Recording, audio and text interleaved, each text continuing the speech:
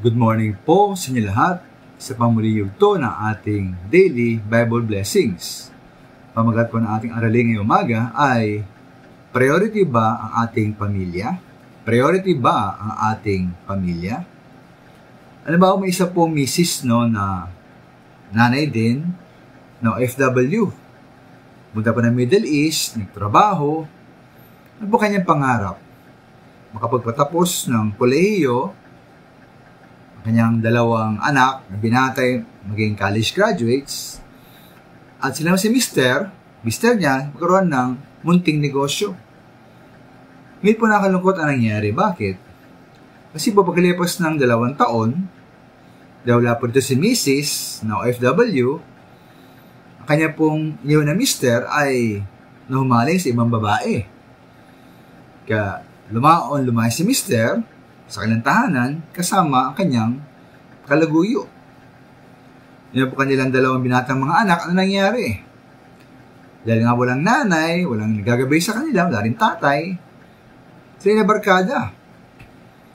At sa pagganais na kumita ng extra pera, sumama po sa pagbebenta ng droga. Ngayon po dahil sa isang bypass operation ng mga pulis sa bentahan po ng droga, sila raw umano ay manglaban at parehong napatay. Kaya po pag-uwi po ni Mrs. bilang OFW galing sa Middle East, oo, maaring marami siyang dalang pera mula sa kanyang trabaho. Ngayon po, ang perang to, para kanino pa kaya iyon? Wala na mister niya, kanyang dalawang anak, parehong patay.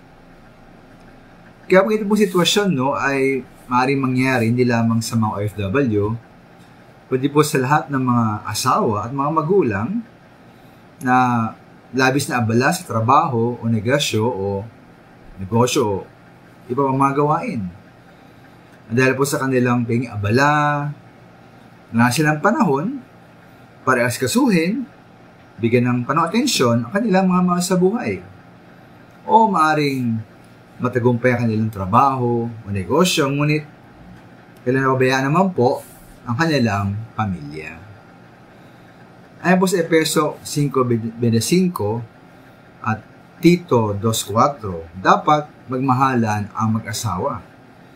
Ayon naman sa Efeso 6:4, dapat palaki ng mga magulang ang ilang mga anak sa disiplina at katuruan ng Panginoon. Upang maganap po ito, ang mga tukuling ito, kailangan natin mag-ukol ng panahon, atensyon sa ating mga mahal sa buhay. Kaya po, ating huwag kalimutan, ating pamilya po, ating tunay na priority sa ating buhay. Nawa po ating sayangin, ating pinagpaguran para sa kanila. Maraming salamat po.